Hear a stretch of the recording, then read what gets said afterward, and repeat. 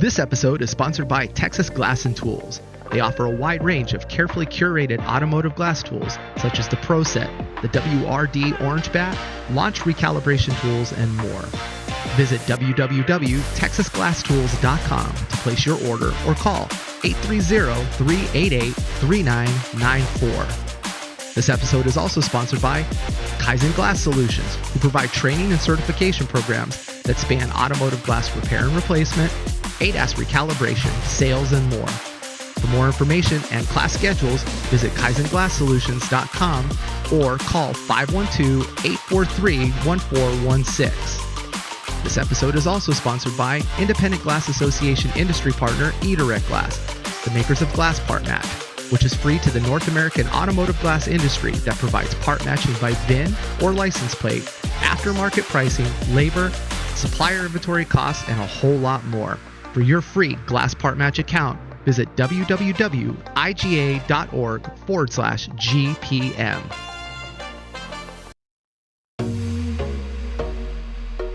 Welcome to Shatterproof, the Autoglass Journey for Independence podcast. This week's episode, Beyond the VIN, a look at glass part matching, ADAS recalibration, and more, with guest host Nick Dominato, founder of AutoBolt and ADAS Guru. If you haven't already liked our podcast, click on the subscribe button below and also take a moment to like this episode. So anytime we update the content, you will be the first to get access to all of this great media, information, and more. With that, let's get into the show with your host Gary Hart and guest host Nick Dominato live from the Collision Industry Conference in Palm Springs, California.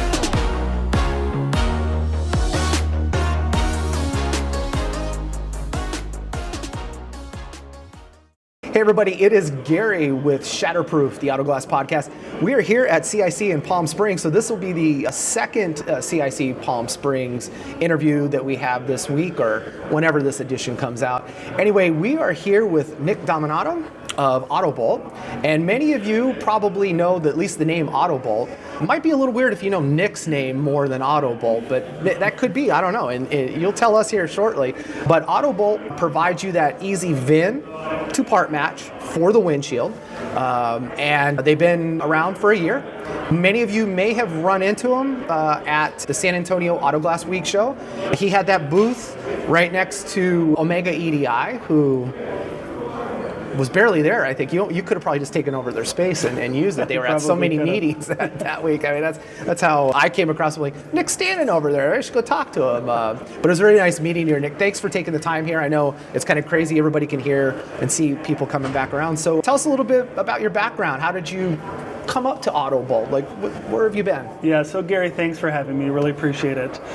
My story with AutoBolt starts all the way back in 2017. I come from the collision industry. I was working for a diagnostic tool manufacturer, and they had come to me and said, you know what, Nick, we think calibrations is going to be big in the industry, and it's going to start with glass. So I was actually out west with a regional glass company up in Canada.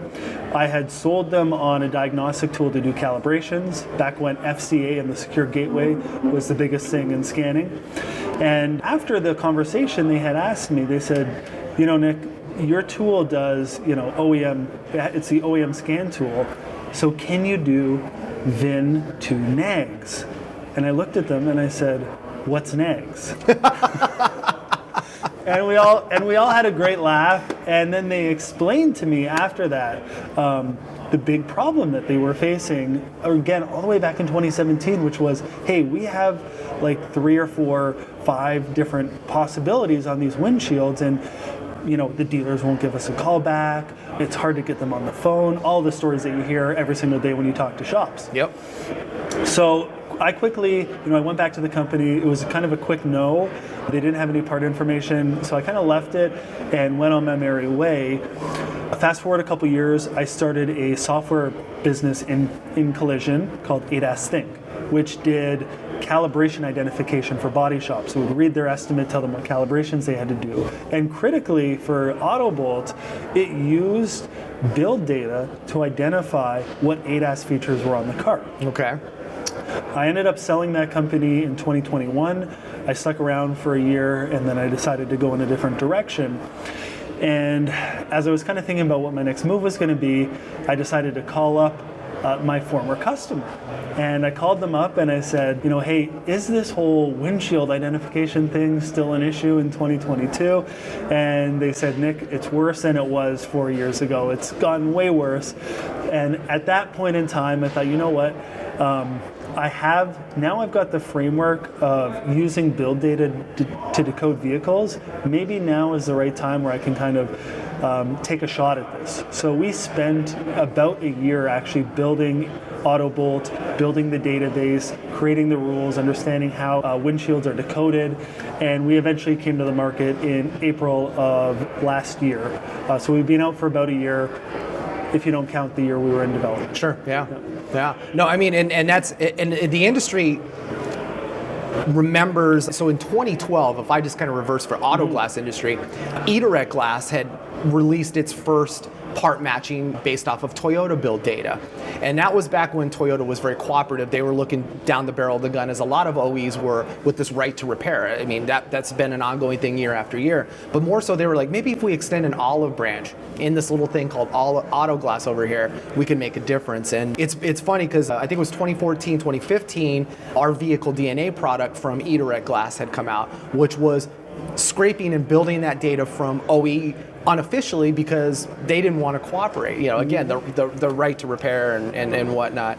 So you were just in the right place at the right time, because when calibration came along, that is truly being able to, because right now it's still today, you look on the forums, people are like, is that static or dynamic? Like, you don't have software? Like, come on, guys. So very interesting.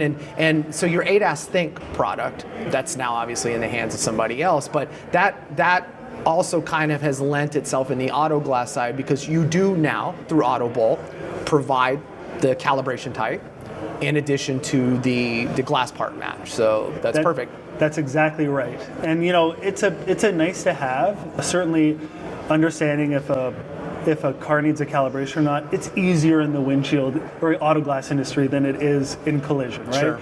I think it's pretty generally well accepted now. If you've got a windshield replacement and it's got the forward-facing camera behind the windshield, everyone agrees that it requires a calibration, and the bill payers also generally agree. As a general rule, they're willing to pay for it. Sure. There's obviously exceptions, and there's still kind of that bottom end of the market that hasn't kind of come along, but it's been a little bit easier. But we decided to include the calibration information because it's just nice for the CSRs. So they don't need to go and figure out static or dynamic. They know it's a calibration, but maybe I charge more for a static than I do for a dynamic. Sure. And I don't want to go to some other place to find it. We just decided to give it to them. So whereas with ADAS Think, all we were really concerned about with the build data was understanding if it had ADAS features. And of course, on the auto glass side, you do want to know about the ADAS features, but you also need to know if it has a rain sensor, if it has a humidity sensor, heated wipers, head-up display, and it's kind of this mix of ADAS and non-ADAS that we're trying to decode. And then there's all these fun little corner cases where things don't make sense at all and doesn't have ADAS, but there's a dummy camera in there, right. And figuring that stuff out. And then we talk about the NAGS data, because it seems to be that NAGS data has a mind of its own. Yes. Especially when it comes to editorial description or lack thereof from time to time, and that also beautiful non-OE part number, or an OE part number that they've decided to reformat that doesn't match what the OEM actually has. So that's very interesting. Now, you recently just announced you have two more manufacturers that are now decodable, and what were those again? Jaguar and Land Rover. Yep. So that was something that we were working on for quite a while. We have coverage for every major make of passenger vehicles. So the ones we don't have are obviously Maserati, Porsche, and anything more exotic than that. We also don't do commercial or heavy duty, but we did hear from our customers, depending on the area you live in, you do sometimes see a lot of Land Rovers and Range Rovers. Even in my area, I drive by a private school every day, and the left-hand turn lane to get in there, it's like every other car is a Range Rover. Yes. So the glass Defender, Rover.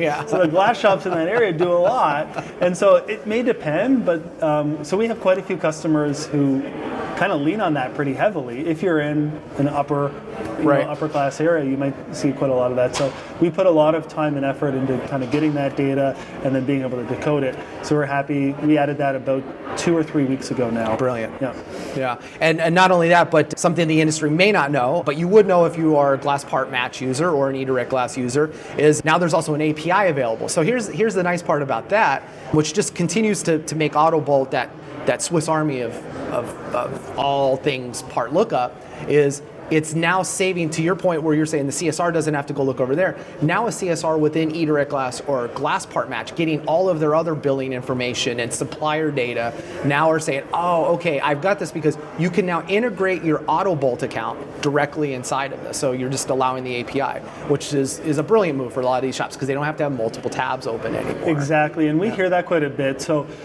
AutoBolt really is VIN to part, and we don't really want to go beyond that. We're not the best at being a POS system or a CRM system, and we've heard from our customers that it's annoying having to click around. Every little bit of friction, especially when it's at scale, it matters. And CSRs don't want to have to click around. You want to deliver to your customer a seamless experience, all within one box that they use. And so that's the nice thing about the integration with eDirect Glass, is now you don't need to leave that box. You can stay within eDirect Glass, identify your part, and then enter it into your POS system, and it's got that end-to-end experience for the customer, where they're not having to kind of click around, and maybe you get signed out of one service, someone resets a password, all that kind of stuff. Keeping it within that box of eDirect Glass we're really excited about that. Yeah, and what's nice too is that seamless supplier interface, because that's the other problem the industry has. It's not so much in Canada, because when you're IGD, VAN, fax, or PH, it's really three. Yep. But there's some other weird regional ones that are up there. But again, you go into a glass shop and you see them with each tab open, and they're cut and paste, and sometimes they don't they have an extra 2 spaces at the end, and VAN fax's system won't recognize the spaces, but PH does, and even to that extent, even PH's own engine and VAN fax's engine, they all have this. It's a predictive part match more than it is a real part match and Correct. real data. So definitely with this type of API integration, and if your point of sale system or your system you're using doesn't have this functionality, you need to get with the guys at AutoBolt and get it in there, because again, our industry looks better the more we can service our customers, and especially independents. When you think about companies like Safelite and Gerber and Glass USA, they have this infrastructure that can support that, but independents don't. So this is a way for them to get a foothold up on the competition. So that's good stuff. So we certainly appreciate the work you put into it. Yeah, Thank that's you for right. that. And I'll just add one more thing, which is it's hard to find people in this industry. And so whatever you can do to make your CSR's life easier is a huge win. When they complain about, I need to have 17 tabs open to do my job, and you can go to them and say, you know what? We got one thing, you don't need to leave it. It's a small thing, but it's a big thing towards just kind of making their lives easier. That's probably your biggest job as an employer or a manager, is helping the people under you be successful, making their lives easier. And so, any kind of little thing we can do to just that's a really good point. Yeah, it's huge. Yeah, people talk about technician shortages. There's also a back office shortage as well, and that's also a thing, because you can't get technicians have a set training. CSRs have to know a lot of things: what to ask the customer, how to talk to them, vehicle scheduling. It's a whole thing. So yes, thank you for making it easier and pointing that out. For a minute, I'd like to put your ADAS cap on. Yep. So we've had some interesting discussion over the last 2 weeks, just like where the future's going, and some liken this to a gold rush, if you will. Still, we're in its infancy. When you consider a lot of the vehicles on the roads in the U.S. market are 11 to 14 years old, it's putting them outside of that recalibration, forward-facing camera recalibration range. Yep. But now we're seeing, okay, those vehicles are exiting the market, and used vehicles are coming in from companies like Carvana and these aftermarket ones, where now they're in that 2016, 2017, because to those consumers, those are new. But now they have a forward-facing camera recalibration situation. So we see this need for shops to invest in the infrastructure to do their own recalibration. Absolutely. And where the industry's at now, though, is can vehicles be calibrated outdoors? And I know you champion the post going around right now from SEMA Garage, which was on the aftermarket vehicles that are lifted, and we've had some conversation around that. And that was, to me, it wasn't shocking to read the conclusions to that. But to some, they're like, that's not the conclusion I would have come up with. What's your opinion on, so controlled environment, what's opinion on what that means? Yeah, so that's a great question. The interesting thing about equipment when it comes to ADAS is it's so dynamic right now. And we have so much innovation. When you look at companies like AirPro with their Augie and being able to do kind of create almost a mini controlled environment outside, other companies doing floor level compensation. It is so dynamic and there's so much innovation going on. My opinion on this is, until we get some recognition from the OEMs of this equipment, the safest thing to do is to do it in a controlled environment where you're following the OEM repair procedures.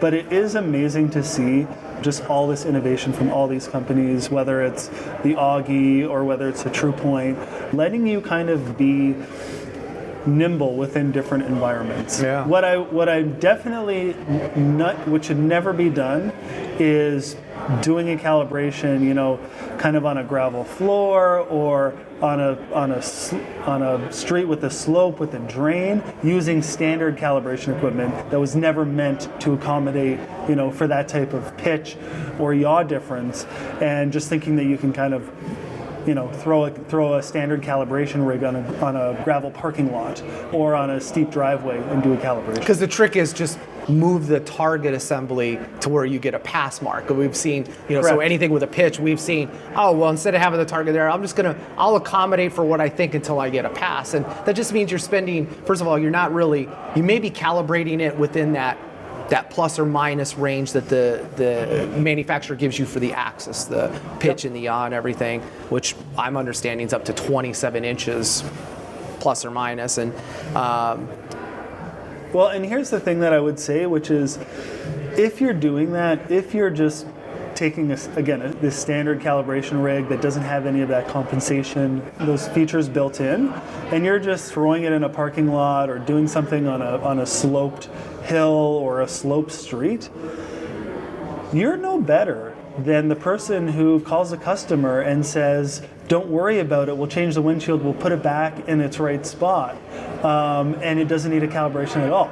There's really not a whole lot of difference between someone who just says, don't worry, you don't need to do the calibration, and someone who does a calibration completely improperly with equipment that's not meant to be in that environment. Right. There's really not a whole lot there, because in the first situation, the camera is in a different position, and you're not recording the new position, so it's going to be out of calibration. In the second scenario, you're miscalibrating the vehicle because the equipment's all messed up, and it's not set to where it needs to be. You are no different if you're doing those calibrations in those uncontrolled environments with equipment that's not made to handle those situations. In my opinion, you're really no better than the people who don't do calibrations No, absolutely, at all. Yeah. And the other thing that comes up too is, and I know the Auto Glass Safety Council and the committees made room for, if you're a glass shop and you do the replacement, but you don't do the calibration, you're going to give the customer a waiver that says you need to take this to a dealership or you need to go get this calibrated, and you give the keys to the customer and off they go.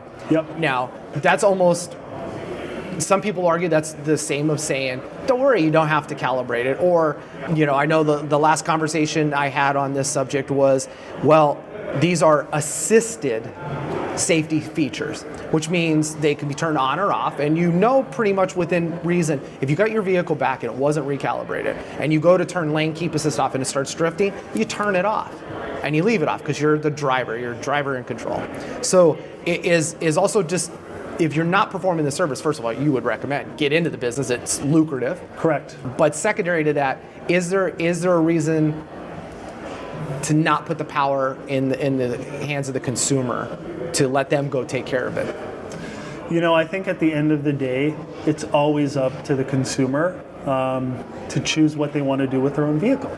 And really, as a business, you need to make a business decision whether or not you want to serve those customers or turn them away and say, look, I'm not comfortable doing the job without doing the calibration, so if that's what you want to do, then you're going to have to go somewhere else. There's always going to be circumstances where a glass replacement company isn't going to be able to do calibration, right? We're seeing new security systems on board these vehicles. So we saw the security gateways with FCA. We're seeing them with Nissan. We're seeing them with Mercedes-Benz. I think in the next 5 to 10 years, just about every major OEM is going to adopt some kind of security gateway. And there's always a lag time between when the security gateway comes in and when that security gateway is available to the aftermarket and they're actually able to do calibrations.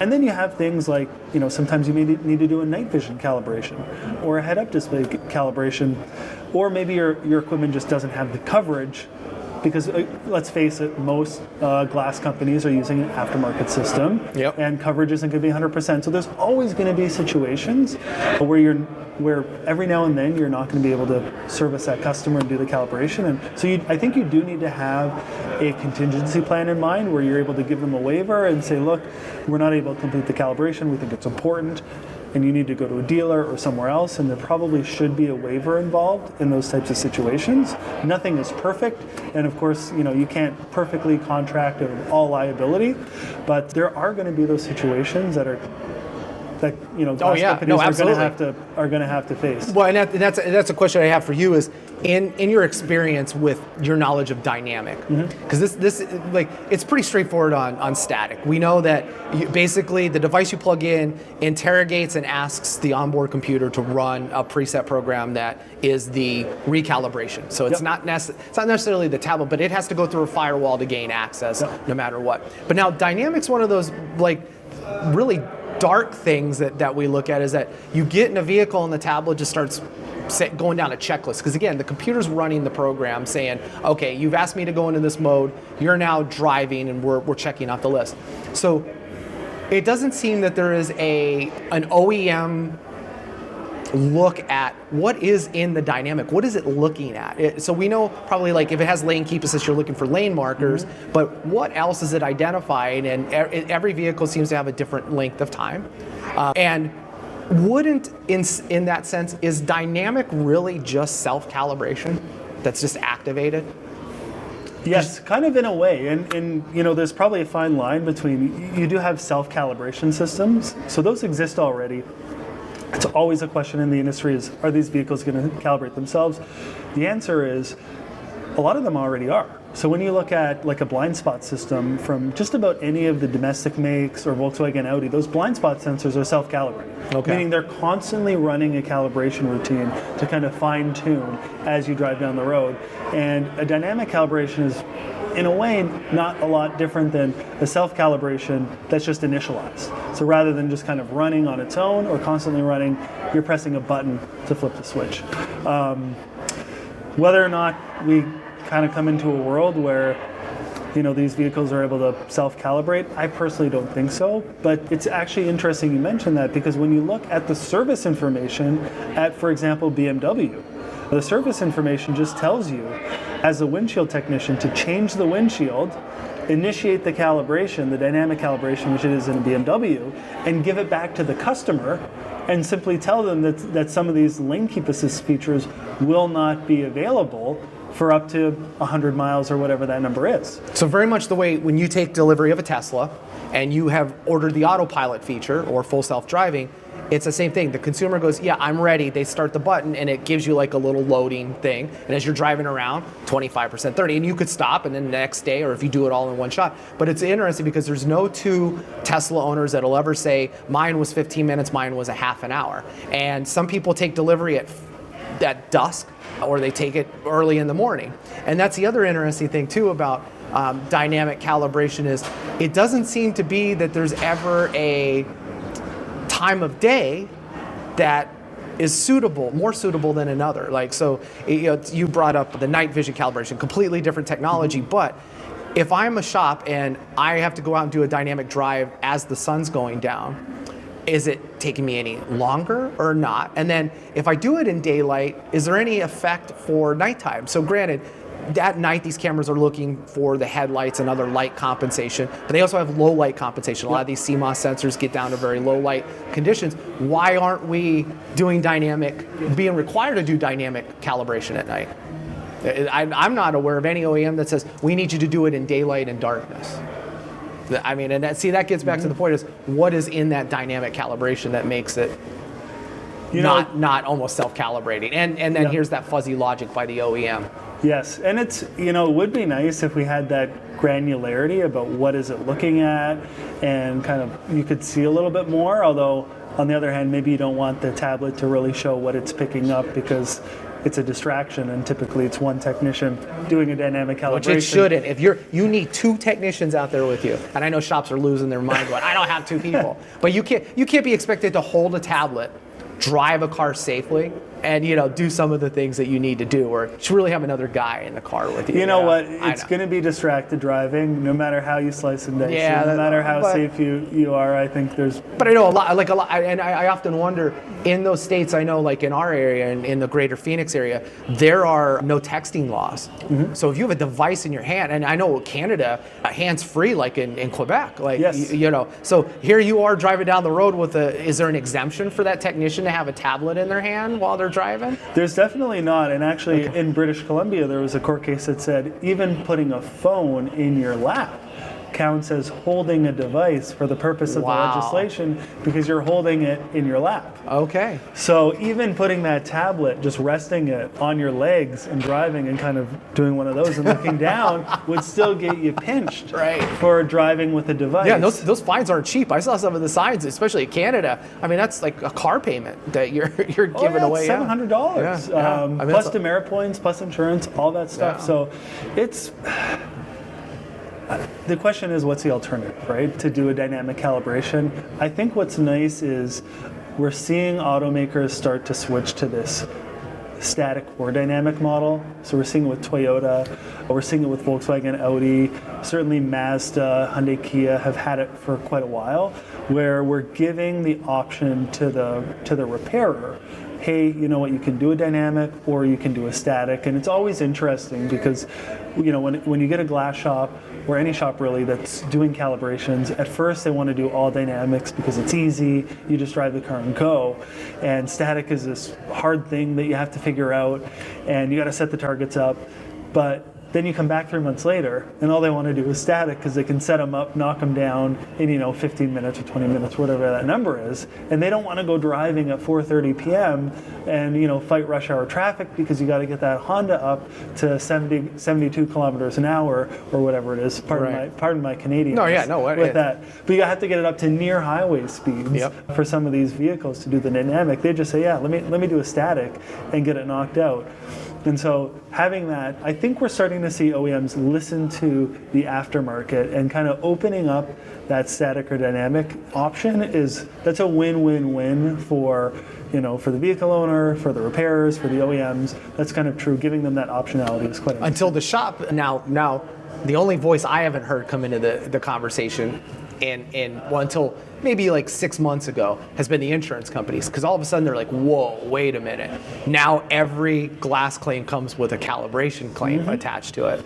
And typically it's always been that dual, you get paid the most, static is the most, and then dynamics underneath that, which always surprised me because it seems to me that there's more liability on the shop to take the vehicle out on the road. Test drive it, whereas if you just have the vehicle there, you haven't moved it, it's looking at some targets, you're done, end of story. The only cost was what the targeting system cost, really, not necessarily the calibration system. So it's an interesting thing, because now I'm waiting for that other shoe to drop, which will be the insurance company goes in and goes, well, if you have the choice, we're only paying for the cheaper one. And in this case, the cheaper one is dynamic, guys. And we're not going to let you. So you have to give a specific reason, such as it's snowing out, or there was a torrential rainstorm where no camera system's going to go. Oh yeah, good job. So I'm wondering if you've heard any rumblings in your side of the world, collision. I haven't heard anything about that, but I think that's really more to do with the fact that the insurers still don't know that much about ADAS. They're kind of cruising at 30,000 feet, and they're looking at what's it costing them, but I would say most insurers aren't aware about static versus dynamic, and that they can even, go to a glass shop and say we're only paying for the lesser one. They're probably just not aware. Eventually that's going to get down to them. And I think over time it's not going to be a surprise to anyone. We've already seen it in Canada, which is we're going to see price compression. However, in whatever form it takes. It's like scanning in collision. I remember when scanning first started, and there were shops charging $150, $200, $300, $600 sometimes per scan, because it was the Wild West. Nobody knew anything. Certainly insurance companies didn't know a thing about scanning. And then as it became more popular, the insurers educated themselves, and now we're in a situation where if you're on a DRP, you get paid 0.5 and 0.5. And we don't care how you do it, but this is what it's going to be. And we've seen that in calibration, at least up in Canada, where it may have started out at $300, and then it went down to $250, and then now it's kind of down to $230, $220. Wow. And yeah, it's heading south. And the problem is, of course, is that just like always, we are our own worst enemy. Yes. There's always someone willing to do it $10 cheaper. And that's why we're seeing that price compression. Yep.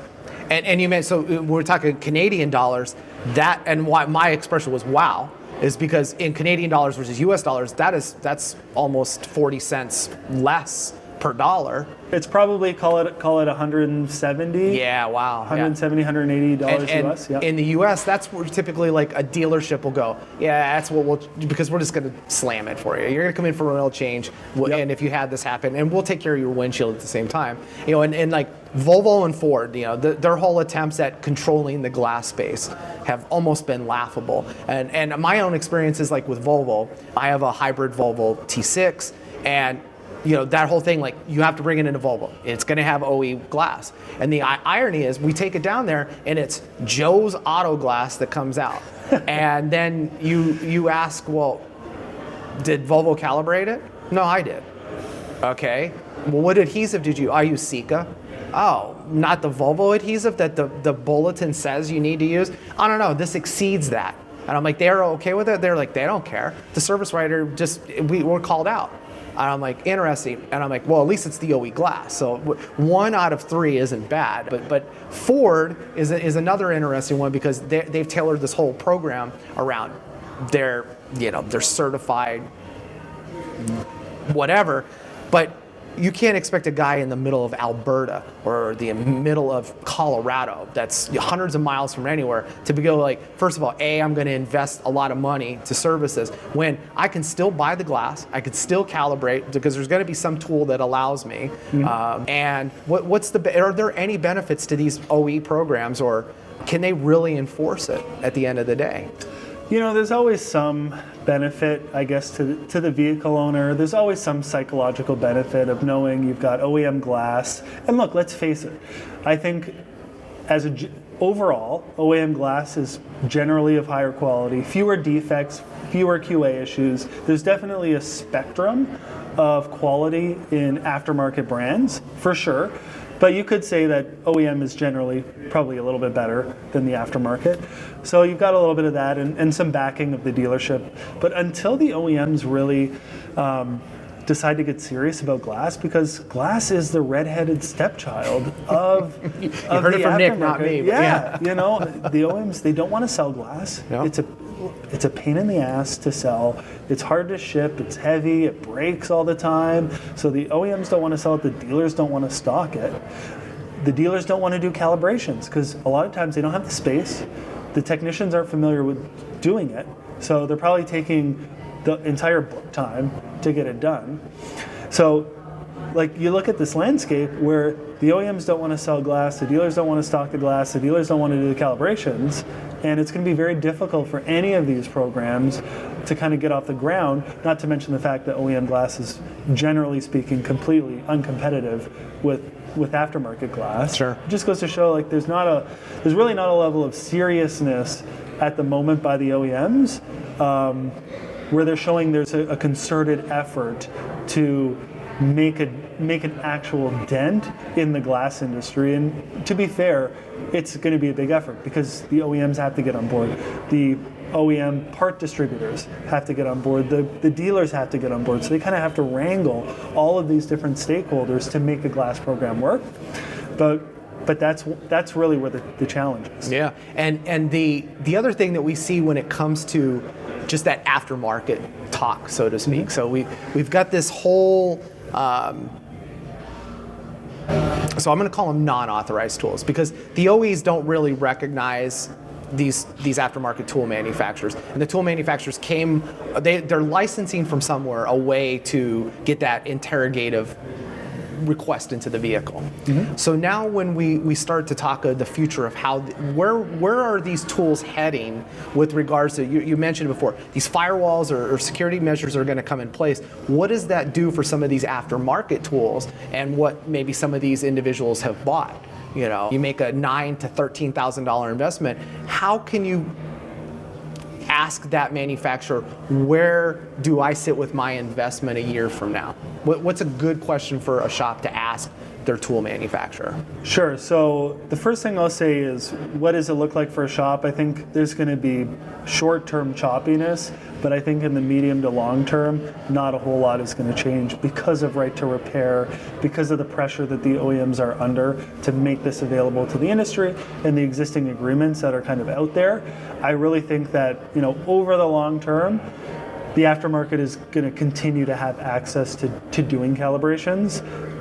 You might see some choppiness. Maybe an OEM hops on board a secure gateway. Maybe it takes 6 months, maybe it takes a year or 2 years before it becomes available. So there's going to be a little bit of choppiness, but over the long term, I don't see a big threat to these, to the aftermarket. Okay. However, each tool is unique, and I think there has been rumored at least of one tool manufacturer that is actually being kicked off the ETI's list for FCA, where there's this tool manufacturer can actually no longer access the secure gateway or get through it. Uh-oh. So if you made this investment and bought this scan tool, now all of a sudden you can't do Chrysler, Jeep, Dodge, or Ram vehicles, and you're going to be in trouble. So maybe, and I'm not following this super closely, so maybe they get back in the good graces and maybe they're not.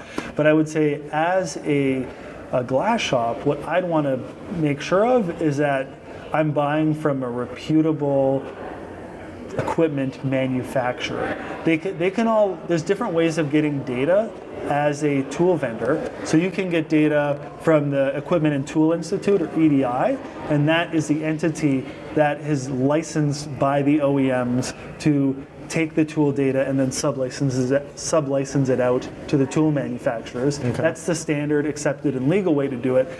And then there's the gray area of reverse engineering and doing all sorts of funny business. And we've seen case after case after case of different tool companies going into the gray area, getting their hands caught in the cookie jar, and getting cut off or getting sued.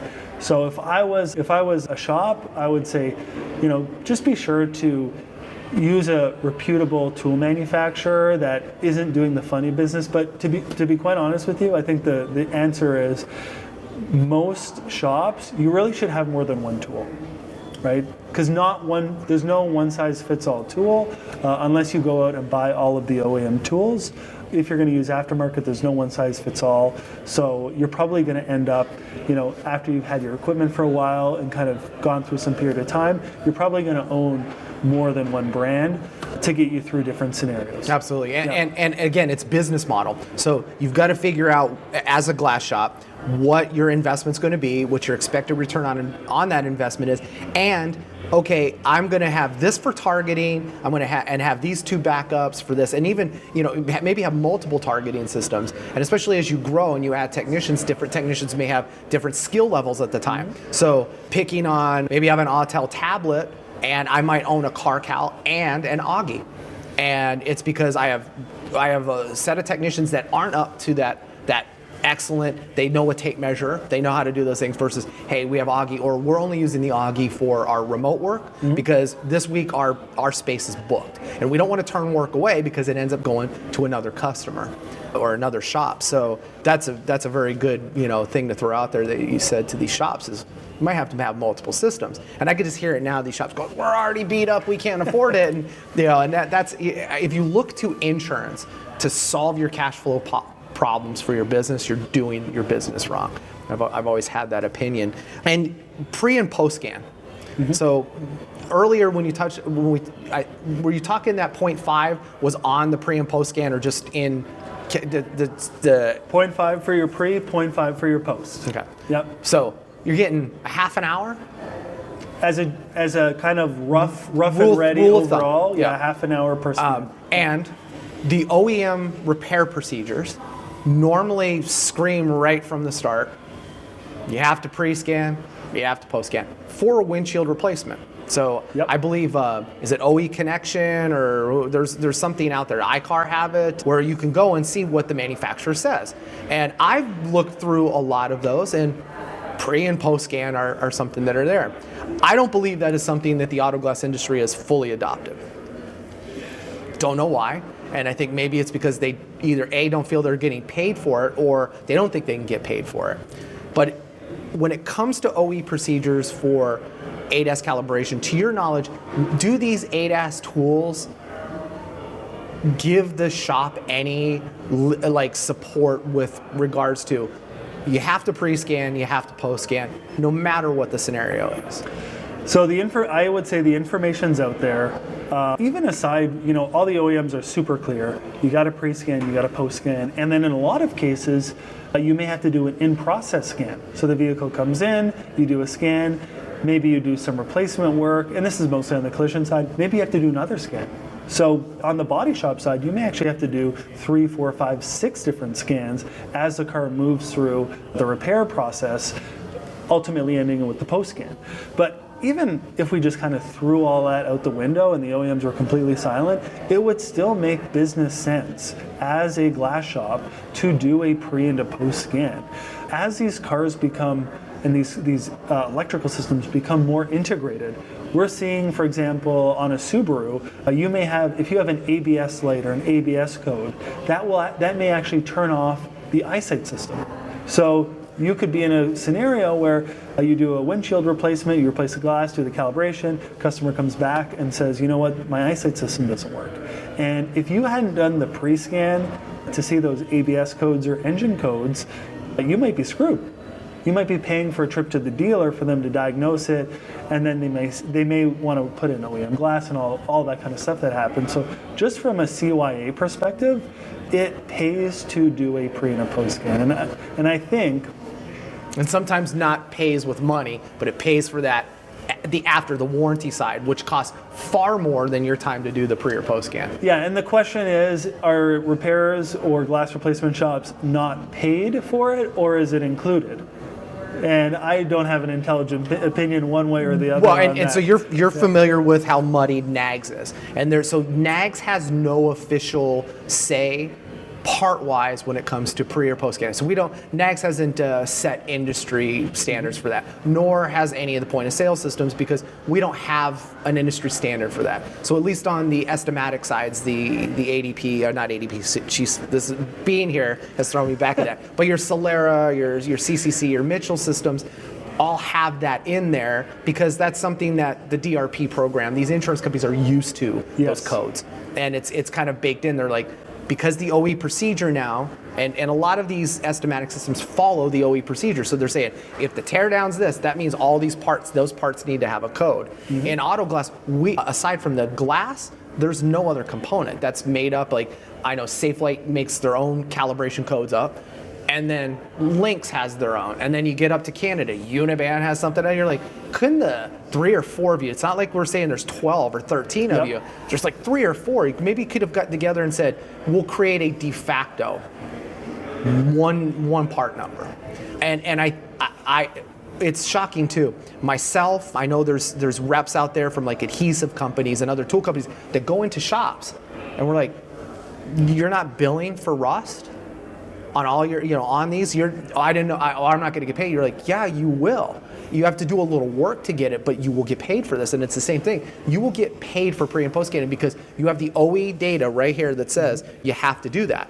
And that's not included in your NAGS hours because windshield replacement doesn't mean the NAGS hours equal that. And if they do, have an insurance company put that in writing because that will solve dozens of other court cases elsewhere. So, I know the collision side has a different way, but glass really needs to be taking a look at that and saying, if our brothers and sisters over on this side of the pond get paid for it, we should be getting paid for it. too. Absolutely. Yeah. And if you don't do the pre-scan and something happens, down the road, you really have no way of proving that there was some pre-existing condition. And I would be shocked if there wasn't a single glass company that's been doing calibrations for any significant period of time that has not been bitten by that one time or two times where they forgot to do a pre-scan or didn't put it part of their process, and there was some issue with the calibration down the road or the camera burned out and they weren't actually able to prove that it was pre-existing and they ate that cost. Yeah. So just from a kind of, it helps you sleep at night, helps you deal with your customers, and then there's the whole CSI issue, because then you look bad, you get into a fight with the customer about whose fault it was. They leave a Google review. That's more expensive than just fixing it and taking care of it yourself. So it's kind of a no-nonsense thing. And look, we get, the industry gets paid well to do these calibrations. That's not to say there's no liability or investment cost, but we get paid well to do it. It doesn't take a whole lot of effort to do a pre-scan, so just do one, have it as part of your documentation, and then do the calibration on the other end. Absolutely. Kind of going back to AutoBolt, because Yep. this is another question, because we're talking about components and everything. So, why does the industry, or what's your opinion of the side, vent, back, roof, sunroof, glass with part matching? What's your opinion of that, and where's it going? It's interesting. So we only do windshields, and I think different numbers, but roughly 90% of glass replacement is windshield. So that's kind of where we started. And there are two totally different beasts, the back and the side. When I talk to customers about the back, it's similar to the windshield, right? So they just want to know what type of windshield is it? Is it privacy or non-privacy? Is it heated? There's some other stuff, but it's generally just understanding what is the back glass. And so that's one of the big things our customers are asking for.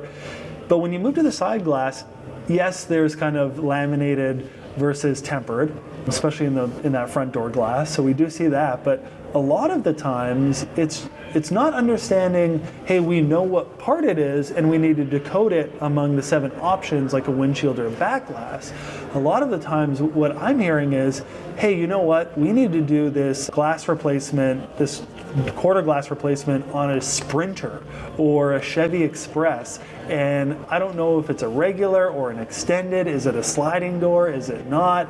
There's 7 different configurations of this van, and they're not trying to figure out which part, a known part, and which among the 7. It's like, I don't even know what glass I'm dealing with. Right. And the customer doesn't know, and they're on the phone and they're saying, well, I don't know, it's the 3rd one from the back.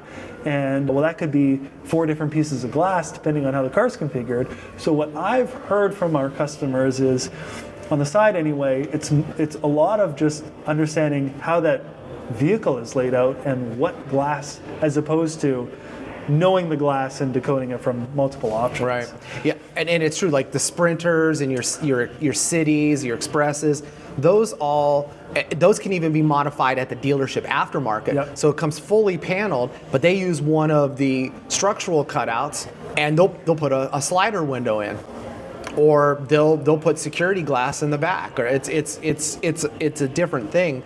And on those, and it's too, like, asking a customer with a Ford, an F-Series, or a Nissan or something, there's 2 options, 3 options. It's either just the glass, it's an automatic slider, or a slider. It's not hard to ask the customer, do you push a button to open the window? Oh, I don't open. Okay, so and those are the types of things where those are a little bit easier than the 9 windshield options. Yep. Or 10 windshield options, or 17 if you're an FCA product. So I mean, it's because I don't understand why a manufacturer would want to make the manifest so difficult on a vehicle. I can't help their unit economics if they're spreading their buying power over 17 different types of windshields. Yeah, you get a Wagoneer that you're like, there's no way that. So this one's just missing that, and then that one's missing that, and then the whole. Did my car come with the Ford logo or not, or the Bronco logo? And you're just like, that's crazy. And then some people go, I want the aftermarket without the Ford, because it's this giant thing that's up in the middle that reminds me that I may have this reliable vehicle or I may not have the reliable vehicle. So it's really those things.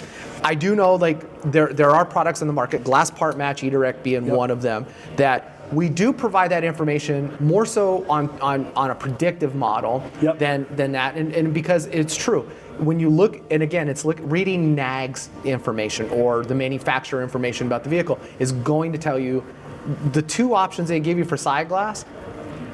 Either one's going to work, and 9 out of 10 times the customer may or may not know the difference to begin with, and you're not changing anything different.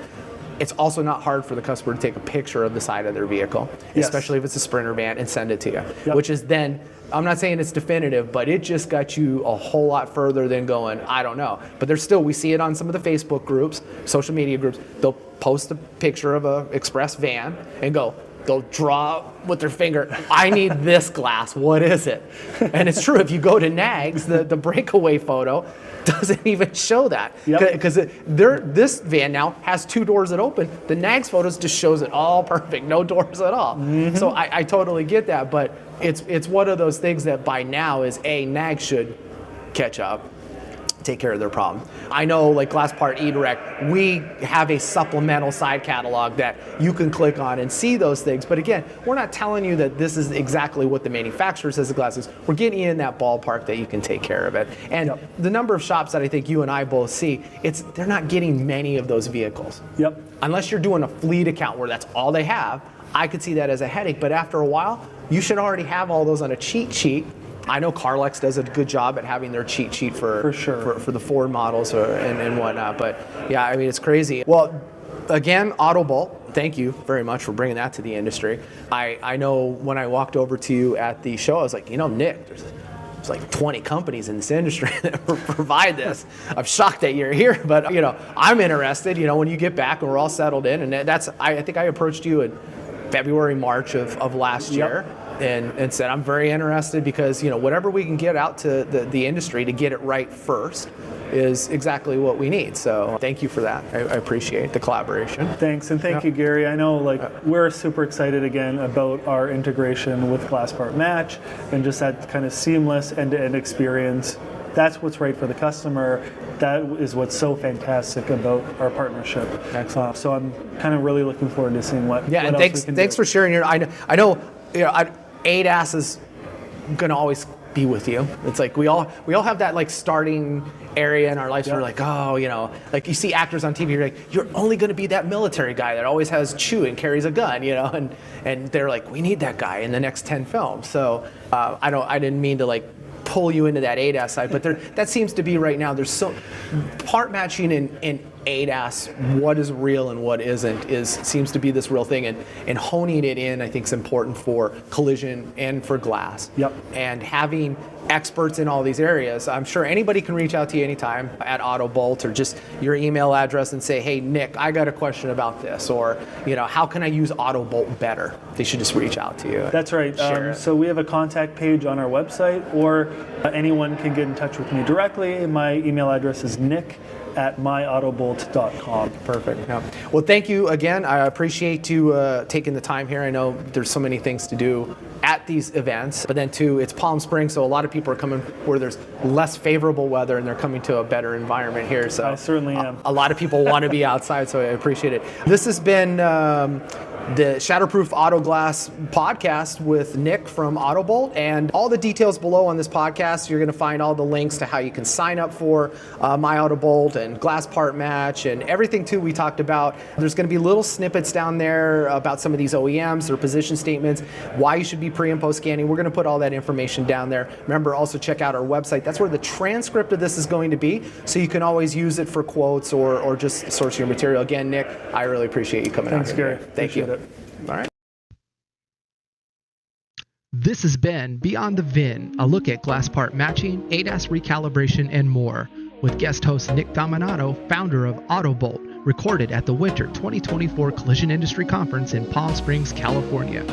Thank you for listening to Shatterproof, the Auto Glass Journey for Independence podcast, brought to you by the Independent Glass Association and me, Gary Hart, your host. If you haven't already liked this podcast or haven't subscribed to our channel, like this episode and hit that subscribe button so anytime we update the content, you'll be the first to get access to all of this great media and industry information.